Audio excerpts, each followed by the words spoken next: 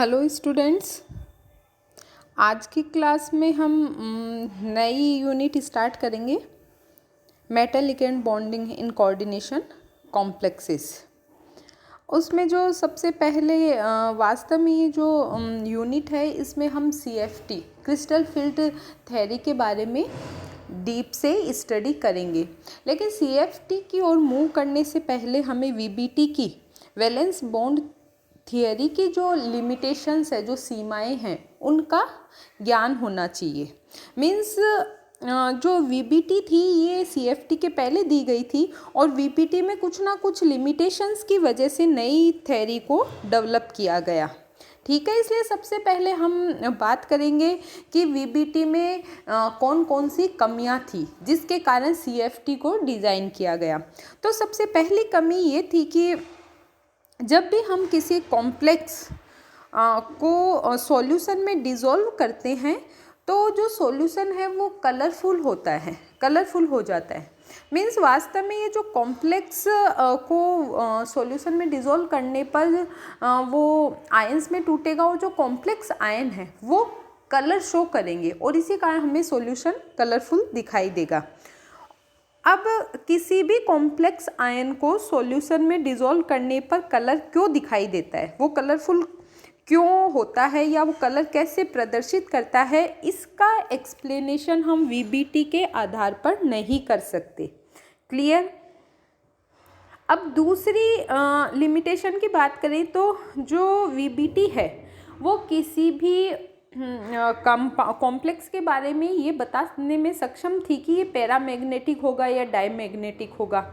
ठीक है, और ये सब वो VBT बता सकते, लेकिन वास्तव में ये जो मैग्नेटिक मोमेंट है इसकी मात्रा क्या है, मतलब इसका क्वांटिटेटिव जो एनालिसिस था वो हम VBT के द्वारा नहीं कर सकते।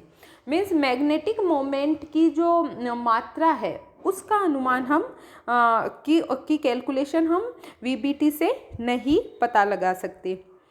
थर्ड लिमिटेशन की बात करें तो कॉम्प्लेक्सेस जो हैं उनमें कई कॉम्प्लेक्स ऐसे होते हैं जिनके डिस्टॉर्टेड मतलब विकृत संरचना होती है और किसी भी कॉम्प्लेक्स की विकृत डिस्टॉर्टेड स्ट्रक्चर कैसे होती है ये भी हम VBT के आधार पर एक्सप्लेन नहीं कर सकते, क्योंकि VBT मेनली हाइब्रिडाइजेशन पर डिपेंड है और प्रत्येक हाइब्रिडाइजेशन के लिए VBT ने एक स्पेसिफिक स्ट्रक्चर बता रखी है।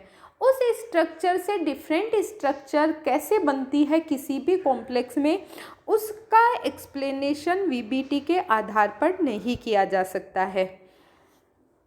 इसी के साथ साथ में VBT के अकॉर्डिंग दो टाइप के ऑक्टाहेड्रल कॉम्प्लेक्सेस बनते हैं।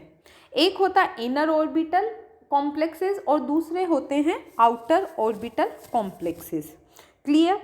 जो इनर ऑर्बिटल कॉम्प्लेक्सेस और आउटर ऑर्बिटल कॉम्प्लेक्सेस बनने का बेसिक क्राइटेरिया क्या होता है, मतलब कौन सा रीजन है जिससे कोई सेम मेटल कभी तो इनर ऑर्बिटल कॉम्प्लेक्स फॉर्म करती है और कभी आउटर ऑर्बिटल कॉम्प्लेक्स फॉर्म करती है, इसका एक्सप्लेनेशन भी हम VBT के आधार पर नहीं कर सकते। क्लियर। मीन्स इसका कोई बेसिक क्राइटेरिया हम निर्धारित नहीं कर सकते कि ये जो मेटल है ये इनर ऑर्बिटल कॉम्प्लेक्सेस ही बनाएगी या ये आउटर ऑर्बिटल ऑक्टाहेड्रल कॉम्प्लेक्सेस ही बनाएगी। इस किसी भी रीजन की जो कारण था उसको हम VBT से एक्सप्लेन नहीं कर पाते हैं। ठीक है, आगे और बात करें तो जैसे किसी भी कॉम्प्लेक्स की जो मैग्नेटिक प्रॉपर्टीज़ होती हैं वो टेम्परेचर के साथ में चेंज होती हैं। मीन्स टेम्परेचर पर जो मैग्नेटिक प्रॉपर्टीज़ है वो डिपेंड करती हैं। जैसे ही टेम्परेचर चेंज होगा मैग्नेटिक प्रॉपर्टीज़ भी चेंज हो सकती हैं। ये जो मैग्नेटिक प्रॉपर्टीज़ का टेम्परेचर पर डिपेंडेंसी है इसको भी VBT एक्सप्लेन करने में असक्षम रही। मीन्स VBT के आधार पर हम ये भी एक्सप्लेन नहीं कर सकते। ठीक है, इसी तरीके से जो कोबाल्ट सेकंड और कॉपर सेकंड के जो कॉम्प्लेक्सेस होते हैं, ये दोनों रिड्यूसिंग पावर मीन्स इन दोनों में अपचयन क्षमता होती है, सामने वाले स्पीसीज को ये अपचयित कर देते हैं। लेकिन इन दोनों मेटल आयंस में जो आयंस की जो अपचयन क्षमता है, जो रिड्यूसिंग पावर है, वो डिफरेंट होती है। ठीक है। कोबाल्ट सेकंड कॉम्प्लेक्सेस जो होते हैं वो कॉपर सेकंड कॉम्प्लेक्सेस के कंपैरिजन में ज़्यादा रिड्यूसिंग पावर प्रदर्शित करते हैं, मीन्स इनकी जो अपचयन क्षमता है वो ज़्यादा होती है। लेकिन ऐसा क्यों होता है, इसका रीज़न भी हम वीबीटी के आधार पर एक्सप्लेन नहीं कर पाते हैं। ठीक है, ये कुछ बेसिक लिमिटेशंस हैं जो हम वीबीटी के आधार पर एक्सप्लेन नहीं कर पाते हैं, और इनको रिमूव करने के लिए या इन लिमिटेशंस को एक्सप्लेन करने के लिए क्रिस्टल फील्ड थ्योरी दी गई।